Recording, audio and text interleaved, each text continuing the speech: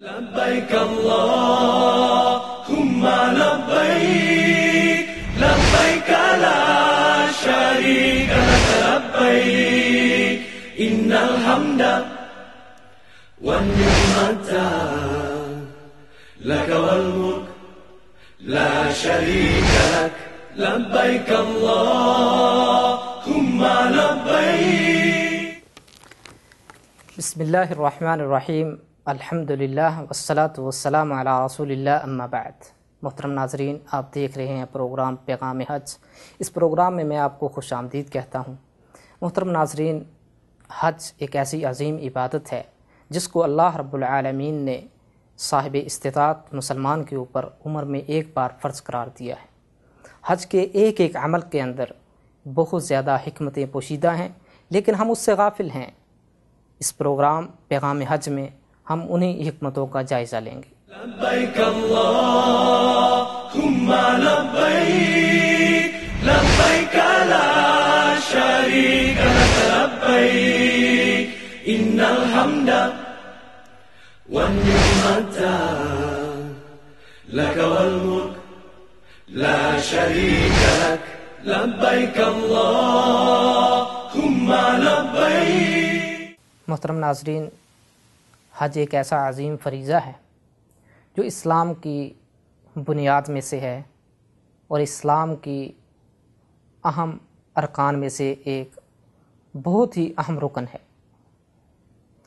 جس طرح ایک عمارت ہوتی ہے اور اس کے ستون ہوتے ہیں، اس کی بنیادیں ہوتی ہیں جس پر وہ عمارت کھڑی ہوتی ہے، اسی طرح اسلام کی عمارت بھی 5 چیزوں کے اوپر کھڑی ہے، اور ان 5 ستونوں، بنیادوں اور ارکان میں سے حج ایک اہم بنیاد اور رکن اور ستون ہے.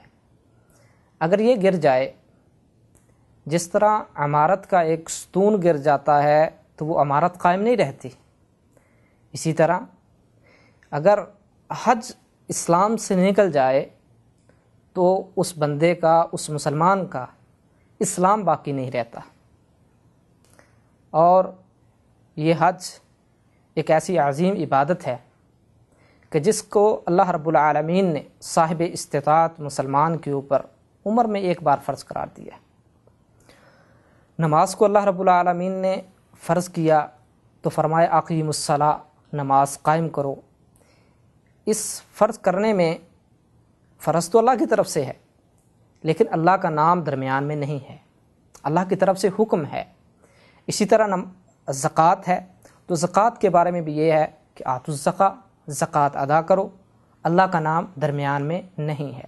روزوں کے بارے میں اللہ رب العالمین نے فرمایا کتب علیکم الصیام، اے مسلمانوں تمہارے اوپر روزوں کو فرض قرار دیا گیا ہے. فرض قرار دیا گیا ہے، اللہ رب العالمین کا نام نہیں ہے. لیکن حج ایک ایسا اہم فریضہ ہے کہ جس کی فرضیت کو بیان کرتے ہوئے اللہ رب العالمین نے اپنا نام شروع میں ہی ذکر کیا ہے. فرض کرتے وقت ابتدائی اپنے نام سے کی ہے، اور اللہ کا نام جس چیز میں آ جائے اس کی اہمیت، اس کی فضیلت اور زیادہ بڑھ جاتی ہے. اللہ رب العالمین فرماتے ہیں وَلِلَّهِ عَلَى النَّاسِ حِجُّ الْبَيْتِ مَنِ اسْتَطَاعَ إِلَيْهِ سَبِيلًا، کہ لوگوں کے اوپر جو مسلمان ہیں، صاحب استطاعت ہیں، ان کے اوپر اللہ کی طرف سے حج فرض ہے. تو اس بات سے کہ اللہ رب العالمین نے حج کو فرض قرار دیا ہے اور اس کی ابتدا اپنے نام سے کی ہے، اس سے حج کی فضیلت اور اہمیت واضح ہو جاتی ہے. اور اسی طرح حج ایک ایسا فریضہ ہے جو تمام ارکان کو جمع کیے ہوئے ہیں. دیکھیں، نماز ہم ادا کرتے ہیں تو اس کے اندر ہم روزہ نہیں رکھتے. روزہ رکھ رہے ہیں تو اس میں ہم تلبیہ نہیں پڑھتے، یعنی کہ جو بھی رکن ہے وہ الگ الگ اس کا طریقہ کار ہے. لیکن حج ایک ایسا عظیم فریضہ ہے کہ جس کے اندر تمام ارکان اسلام جمع ہو جاتے ہیں. اس میں نماز بھی ہے، بلکہ اس میں شہادتین ہے، اللہ رب العالمین کی وحدانیت کی گواہی دینا اور نبی کائنات صلی اللہ علیہ وسلم کی رسالت کی گواہی دینا. تلبیہ جب ہم پڑھتے ہیں لبیک اللہم لبیک لبیک لا شریک لک لبیک، اللہ کی وحدانیت کی دلیل ہے، وحدانیت کا اقرار کیا جا رہا ہے. اور خذو انی مناسککم، کہ مجھ سے حج کے طریقے سیکھ لو۔ اس سے بھی ہمیں جو ہے حج کے طریقے سیکھنے سے اور اس طرح ہم حج ادا کرتے ہیں جس طرح کہ اللہ کے نبی صلی اللہ علیہ وسلم نے حج ادا کیا ہے، تو اس سے نبی صلی اللہ علیہ وسلم کی رسالت کا اقرار ہو رہا ہوتا ہے۔ اور اسی طرح اللہ رب العالمین نے فرمایا وَاتَّخِذُوا مِن مَّقَامِ إِبْرَاهِيمَ مُصَلًّى، نماز پڑھنے کا حکم اللہ رب العالمین نے دیا ہے کہ مقام ابراہیم کے قریب نماز ادا کرو۔ تو حج میں نماز بھی ہے، شہادتین بھی ہے، زکوٰۃ بھی ہے، انفاق بھی ہے، کہ کوئی بھی مسلمان انفاق کے بغیر حج کر ہی نہیں سکتا۔ سارے جو چیزیں ہیں اس کے اندر وہ حج کو ادا کر رہا ہوتا ہے۔ اسی طرح حج جو ہے، یعنی کہ حج کو یہ اہمیت حاصل ہے، حج کو یہ فضیلت حاصل ہے کہ جتنے بھی اسلام کے ارکان ہیں وہ حج کے اندر جمع ہو جاتے ہیں۔ اسی طرح حج اسی اہمیت کے پیش نظر عمر فاروق رضی اللہ تعالیٰ عنہ نے جب ان کا دور خلافت آیا تو انہوں نے یہ بات کہی، ان کا قول بہت ہی معروف ہے کہ انہوں نے فرمایا کہ میرا دل چاہتا ہے کہ میں شہروں کے اندر اپنے بندوں کو بھیجوں اور ان لوگوں کو تلاش کریں جو صاحب استطاعت ہیں، اس کے باوجود وہ حج ادا نہیں کر رہے، حج کو اہمیت نہیں دے رہے، میں ان کے اوپر جزیہ نافذ کر دوں، ما ہم بے مسلمین ما ہم بے مسلمین، وہ مسلمان نہیں ہیں، وہ مسلمان نہیں ہیں۔ اس سے حج کی اہمیت واضح ہو جاتی ہے کہ جو صاحب استطاعت ہونے کے باوجود حج ادا نہیں کر رہا، سستی کر رہا ہے، اس کو عمر فاروق رضی اللہ تعالیٰ عنہ یہ کہہ رہے ہیں کہ میں اس کے اوپر جزیہ نافذ کر دوں، وہ مسلمان نہیں ہے۔ اسی لیے حج کی بہت زیادہ فضیلت دین اسلام کے اندر بیان کی گئی ہے۔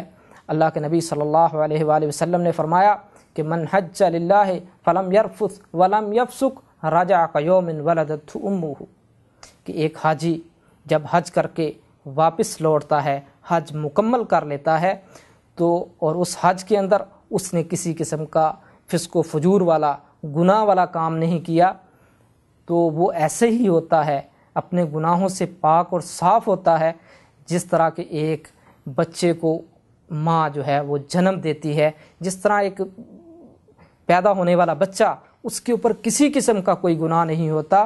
فرمایا کہ جو بندہ حج ادا کر لیتا ہے اور حج کو نبی کائنات صلی اللہ علیہ وسلم کے طریقے کے مطابق اور فسق و فجور کے بغیر، اس کے گناہ سارے اللہ رب العالمین معاف کر دیتے ہیں۔ ایک حدیث کے اندر اللہ کے نبی صلی اللہ علیہ وسلم نے فرمایا کہ الحج یحدب ما قبلہ، کہ حج جو ہے پیچھے جتنے بھی انسان کے گناہ ہوتے ہیں ان سب کو جو ہے وہ ختم کر دیتا ہے، اس کو ہدم کر دیتا ہے۔ اسی طرح ایک صحابی نے اللہ کے نبی صلی اللہ علیہ وآلہ وسلم سے پوچھا کہ اللہ کے نبی صلی اللہ علیہ وسلم دین اسلام میں سب سے افضل عمل کون ہے؟ صحابہ اکرام کو تڑپ ہوا کرتی تھی، تو نبی کائنات صلی اللہ علیہ وسلم نے فرمایا الایمان باللہ ورسولہ، اللہ کے اوپر ایمان لے کے آنا اور اللہ کے رسول کے اوپر ایمان لے کر کے آنا، یہ دین اسلام میں سب سے افضل عمل ہے۔ صحابی پوچھتے ہیں اللہ کے نبی صلی اللہ علیہ وسلم اس کے بعد کون سا افضل عمل ہے؟ اللہ کے نبی صلی اللہ علیہ وسلم نے فرمایا الجہاد فی سبیل اللہ، اللہ کے راستے کے اندر جہاد کرنا یہ افضل عمل ہے۔ وہ صحابی پھر پوچھتے ہیں اللہ کے نبی صلی اللہ علیہ وسلم اس کے بعد کون سا عمل دین اسلام میں سب سے افضل ہے؟ اللہ کے نبی صلی اللہ علیہ وسلم نے فرمایا الحج المبرور، مقبول حج اللہ کے نزدیک سب سے افضل عمل ہے۔ ایک حدیث کے اندر اللہ کے نبی صلی اللہ علیہ وسلم نے اس حج کی فضیلت کے بارے میں بیان کیا الحج المبرور لیس لہ جزاء الا الجنہ، کہ مقبول حج اس کا ثواب اور اجر وہ جنت ہے، یعنی کہ اس کا ثواب ہی جنت ہے۔ جیسے ہی ایک مسلمان اس کے حج کو اللہ رب العالمین قبول کر لیتے ہیں، اور قبول حج کیا ہے کہ سنت کے مطابق حج ہو، جس طرح اللہ کے نبی صلی اللہ علیہ وسلم نے حج کیا، امت کو بتایا ہے، اور گناہوں سے بچ کے اور فسق و فجور سے بچ کر کے اس حاجی نے حج کیا ہے، تو اللہ رب العالمین اس حج کو قبول کر لیتے ہیں، اور جس کا حج قبول ہو جائے فرمایا کہ اس کا اجر، اس کا ثواب جنت ہے۔ تو محترم ناظرین، یہ حج جو ہے بہت ہی فضیلت والا عمل ہے، اور اس کو بار بار، ویسے تو یہ حج صاحب استطاعت کے اوپر عمر میں ایک بار فرض ہے، لیکن اگر اس کو بار بار کیا جائے تو اللہ رب العالمین لوگوں کی ایک مسلمان کی جو بار بار حج کرنے والا ہے اس کی فقیری محتاجی کو اور اس کے گناہ کو ختم کر دیتے ہیں۔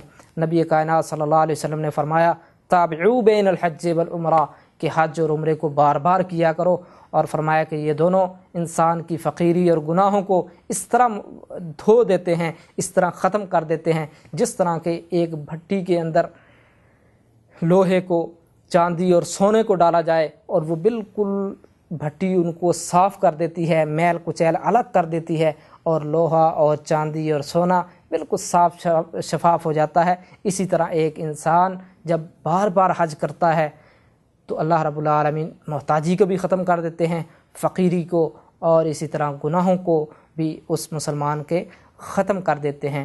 تو ان تمام احادیث کی روشنی میں ہمیں یہ پتہ چلتا ہے کہ حج جو ہے وہ دین اسلام کے اندر اس کی بہت زیادہ اہمیت ہے، اس کی بہت زیادہ فضیلت اللہ رب العالمین نے اور نبی کائنات علیہ الصلاۃ والسلام نے بیان کی ہے۔ ہمیں حج کو معمولی نہیں سمجھنا چاہیے اور اس کے طریقے کو سیکھنا چاہیے، اور اس کے اندر جو حکمتیں پوشیدہ ہیں ایک ایک عمل میں اللہ رب العالمین کی، ہم نے احرام باندھا ہے، احرام کے اندر ہمیں بے شمار اللہ رب العالمین کی شریعت محمدیہ نے جو ہمارے اوپر فرض کیا ہے، نبی کائنات صلی اللہ علیہ وسلم نے باندھا تھا، تو اس سے ہمیں بے شمار حکمتیں معلوم ہوتی ہیں۔ وہ حکمتیں بھی ہم آئندہ آگے بیان کریں گے۔ اللہ رب العالمین سے دعا ہے کہ اللہ رب العالمین ہمیں حج کو سنت کے مطابق ادا کرنے کی توفیق عطا فرمائے اور ہمارے حج کو اپنی بارگاہ میں قبولیت سے نوازے۔ وآخر دعوانا ان الحمد للہ رب العالمین۔